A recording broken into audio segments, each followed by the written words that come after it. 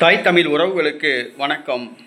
திமுக எழுதி கொடுத்ததை திருமாவளவன் பேசுகிறார் என்ற தலைப்பில் இந்த காணொளியை நாம் காண்கிறோம். திருமாவளவன் கடந்த 10 ஆண்டுகளாக திமுக கூட்டணியில் இடம் பிடித்து திமுகவுக்கு கொத்தடிமையாகிவிட்டார். 2 பாராளுமன்ற தொகுதிக்காக வேண்டியும் 4 சட்டசபை தொகுதிக்காக வேண்டியும் ஆசைப்பட்டு தன்னுடைய கட்சியின் கொள்கை கோட்பாடுகளை அடகு வைத்து திமுகவின் ஒரு கொத்தடிமையாக மாறிவிட்டார். திமுக ஆட்சி செய்கிற அராஜகத்தை கண்டுகொள்ள மாட்டேங்கிறார். திமுக ஆட்சியில் நடக்கின்ற அக்கிரமங்களை கேள்வி கேட்க மாட்டேங்கிறார்.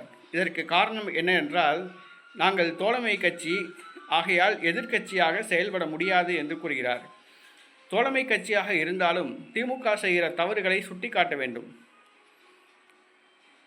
தோழமை கட்சியாக இருந்தாலும் திமுக செய்த தவறுகளை சுட்டிக்காட்ட வேண்டும். அதுதான் இயல்பு. ஆனால் தோழமை என்பதற்காக திமுக செய்கிற அனைத்து தவறுகளுக்கும் திருமாவளவன் மௌனமாக இருக்கிறார். எதிர்த்து கேள்வியே கேட்பது கிடையாது. திருமாவளவன் மைக்கை பிடித்தால் மடை திறந்த வெள்ளம் போல பேசக்கூடியவர். ஆனால் சமீப காலமாக திமுக எழுதி கொடுத்ததை அவர் பேசுகிறார்.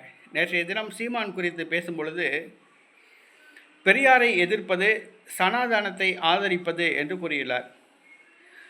பெரியாரை தானே பேசுகிறாப்புல சீமான். ஏன் ஆர்எஸ்எஸ் எடுக்கிறீங்க வம்புக்கு? பெரியாரை பற்றி தானே பேசினார். ஆர்எஸ்எஸ் பற்றி பேசினாரா? பெரியாரை பற்றி பேசினார். இஸ்லாமியர்களுக்கு எதிராக பெரியார் சொன்ன வார்த்தை. அடுத்தது கள்ளுக்கடை மறியல் சம்மந்தமாக பெரியார் சொன்ன வார்த்தை. இதை தான் பேசுகிறார். ஒரு தென்னை மரத்தை பூரா வெட்டிட்டாங்க. தென்னை மரத்தை வெட்டினது பகுத்தறிவா? ஒரு மரம் வளர்க்குறதுக்கு 30 வருஷம் ஆகும். அந்த மரத்தை பூரா வெட்டி சாய்க்கிறாப்புல. கல் இறக்கக்கூடாதுன்னு சொல்லி ஒரு போர்டு வைங்க, போராட்டம் நடத்துங்க, ஆர்ப்பாட்டம் நடத்துங்க, மக்கள்கிட்ட விழிப்புணர்வு நடத்துங்க. அதுக்காக தென்னை மரத்தை வெட்டி சாய்க்கக்கூடாதா? தென்னை மரத்தை வெட்டிட்டோம்னா தேங்காய் எப்படி வரும்? சாம்பார் எப்படி வைக்க முடியும்? குழம்பு எப்படி வைக்க முடியும்? சமையல் எப்படி செய்ய முடியும்? தென்னை மரத்தை பூரா வெட்டுறாப்புல. இது பகுத்தறிவா? இதைத்தான் சீமான் கேட்குறாப்புல. அடுத்தது, நீங்கள் பெரியார் சொல்கிறீங்க. வள்ளலார் செய்த புரட்சியை விடைய பெரியார் செஞ்சிட்டாப்புல. நீங்கள் வள்ளலாரை மறைச்சிட்டீங்க. பெரியார் கன்னடர்னால தூக்கி பிடிக்கிறீங்க. வள்ளலார் தமிழருங்கனால மறைக்கிறீங்க. இதைத்தான் சீமான் சொல்கிறாப்புல. உடனே இவங்க பூரா என்ன சொல்கிறாங்க? பெரியாரை அவமதிச்சிட்டாப்புல. பெரியார் சொன்ன தவறுகளை சுட்டி காட்டக்கூடாதா?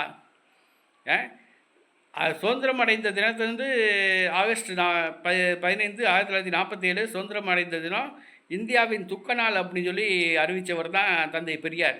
அப்போ அது தப்பு கிடையாது. அந்த நாளை, இந்தியாவின் சுதந்திர தினத்தை துக்க நாளை அறிவிச்சாப்புல. அது தப்பு கிடையாதா? அதை கண்டிக்கக்கூடாதா? தந்தை பெரியாருங்கிறக்காண்டி அவர் செய்த எல்லா தவறுகளையும் நம்ம ஆதரிக்க முடியாது. அதை சொல்லத்தான் வேணும்.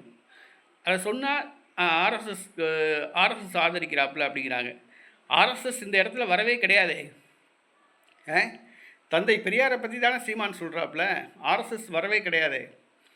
இவர் உடனே என்ன சொல்கிறாங்க? தந்தை பெரியாரை எதிர்த்தா ஆர்எஸ்எஸ் ஆதரிக்கிற மாதிரி அப்படின்னு சொல்லிட்டு செந்தமிழன் சீமான் அவர்களுக்கு காவி இமேஜ் பூசுகிறாப்புல திருமாவளவன். சமீப காலமாகவே திமுக எழுதி கொடுத்ததை தான் திருமாவளவன் பேசுகிறாப்புல. திருமாவளவனுக்கு இப்போ சொந்த புத்தி கிடையாது, சொல் புத்தியும் கிடையாது. திமுக என்ன சொல்லுதோ அதை அப்படியே எழுதி கொடுக்குறாரு.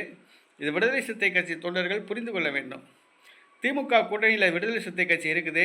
தமிழ்நாட்டில் ஆம்ஸ்டாங் வெட்டி படுகொலை செய்யப்பட்டாப்புல. வேங்கை வயல் பிரச்சனை சம்பவம் நடந்து 3 வருஷம் ஆச்சு. இன்னும் ஒரு குற்றவாளி கூட கைது செய்யப்படலை. தமிழ்நாட்டில் பல கோயில்களில் ஆதி திராவிடர்கள் உள்ளே நுழைய முடியாத ஒரு சூழ்நிலை இருக்குது. ஆதி திராவிடர்களுக்கு எதிராக தீண்டாமை கொடுமை நிகழ்த்தப்படுது. இதெல்லாம் திமுக தான் அரங்கேறிட்டு இருக்கு. விடுதலை சிறுத்தை கட்சி தொண்டர்களை குண்டர் சட்டத்தில் கீழ் திமுக அடைக்குது. இதெல்லாம் திருமாவளவன் பார்த்துக்கிட்டு இருக்காப்புல. விடுதலை சிறுத்தை கட்சியினர் புரிந்து கொள்ள வேண்டும் திருமாவளவன் சமீப காலமாக திமுக சொல்வதைத்தான், திமுக எழுதி கொடுப்பதைத்தான் திருமாவளவன் பேசுகிறார்.